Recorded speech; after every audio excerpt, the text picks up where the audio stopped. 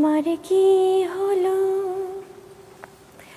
পাগল পাগল লাগে, হাওয়া এসে জানিয়ে দিল এমন তো হয়নি আগে। বাতাসের শীষ কথা ফিস ফিসেও তোমারই, এই দুটা না জানছো না সেই তোমারই। বন্ধু গো শোনো, তুমি ছাড়া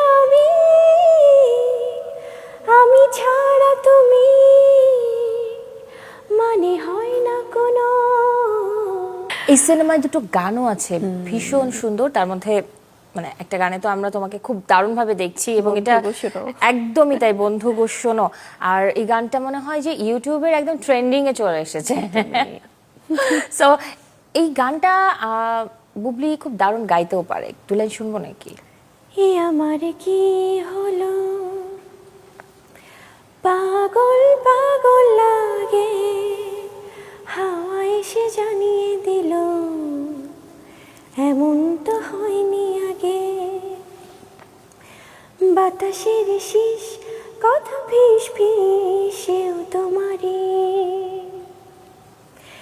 এই দুটা না জানছো না সেই তোমারই। বন্ধু গো শোনো, তুমি ছাড়া আমি ছাড়া তুমি, মানে হয় না কোনো। পরের সিনেমায় তাহলে গানও হবে নিশ্চয়ই। ওকে, দেখা যাক বাট দর্শক কিন্তু চায় সবকিছুই। এনিওয়ে, গানটা এত সুন্দর, দর্শক কিন্তু গানটা সরাসরি একবার না দেখলে সেটাও মিস করবে। ও প্লিজ।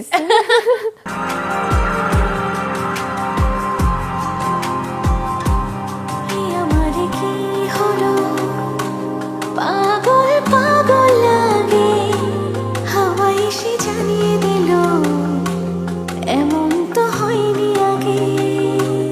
এ আমার কি হলো, পাগল পাগল লাগে। অসাধারণ অসাধারণ, মানে যতবারই এই গানটা বাজবে না ততবারই ওটার মধ্যে ডুবে যেতে হবে সত্যি। মানে আর হয় কি, আরেকটা ব্যাপার, ইমোশনটা একটু অন্যরকম।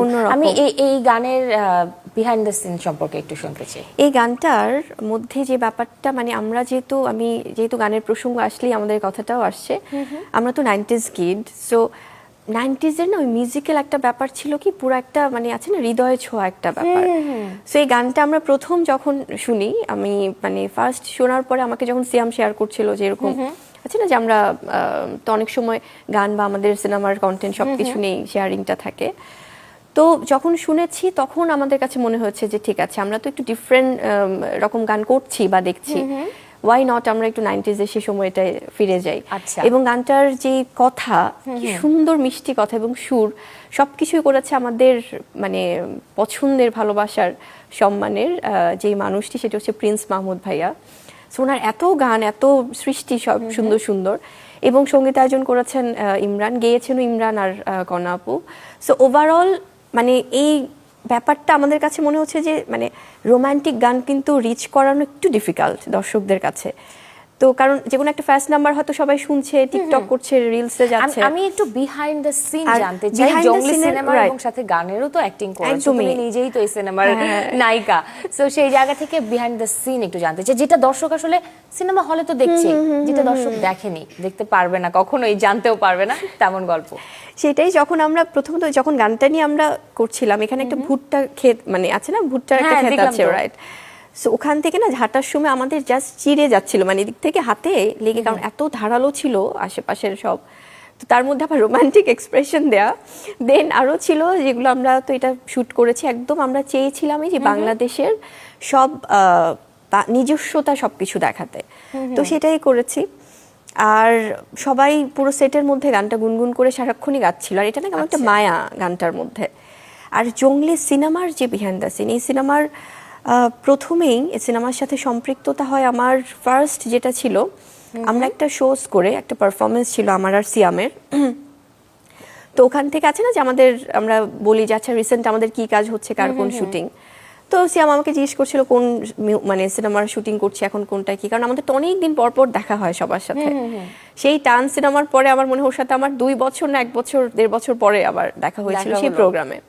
সো আমাদের পারফরমেন্স শেষ করে আমরা জাস্ট ডিসকাশন হচ্ছিল, তো তখন সিয়াম আমাকে জিজ্ঞেস করছিল, আমি সিয়ামকে জিজ্ঞেস করছিলাম সিয়াম এখন ব্যস্ততা কি নিয়ে। তো আমাকে তখন বলছিল যে বুবলি আমার এরকম আমরা একটা গল্প নিয়ে কাজ করছি, জাস্ট একদম প্রাইমারি অবস্থায় আছে, তো সেখানে একটা পারিবারিক কিছু বিষয়, কিছু সেন্টিমেন্ট এবং সব কিছু নিয়ে বলছিল। তো বললো যে এটা কেমন, তুমি আমাকে একটু বলো তো কন্টেন্টটা, তো মানে জাস্ট প্লটটা শেয়ার করো। তো আমি বললাম যে ইটস বিউটিফুল, এটা অনেক সুন্দর, তো কারণ আমরা অনেকদিন এরকম কন্টেন্ট দেখি না। তো বললো যে আচ্ছা, ওই একটা কনভারসেশন ছিল। দেন আমি যখন জঙ্গলিটা জঙ্গলি হলো এই মুভিটা, তখন টিম থেকে যখন যোগাযোগ করলেন অন্যান্য যারা আছেন সম্পৃক্ত, সেটা ডিরেক্টর প্রোডিউসার সবাই, যে আপু আমরা এই গল্পটাতে আপনাকে চাচ্ছি যে ইনভলভ করতে, তখন আমার মনে হলো যে ওয়াও, মানে এই যে টিম ওয়ার্ক, অনেক আগে থেকে একটা প্ল্যানিং। আর এখানে তো আছেন আমাদের পরিচালক রাহিম ভাইয়ের সাথে আমার প্রথম কাজ। ভীষণই সিনেমা ভালোবাসার একজন মানুষ, মানে আমি কাজ করে বুঝেছি। আর আরো যারা আছে এখানে, টাইগার মিডিয়া ইনভলভ আছে, দেন হচ্ছে মুক্তার ভাই আছে, সবাই অভি ভাইরা সহ সবাই প্রত্যেকেই খুব মানে সিনেমা প্রেমী মানুষ এবং প্রচন্ড dedicated তরুণ একটা হয়েই টিম, কাজটা এটা করেছে। একটা ইয়াং টিমের সিনেমা।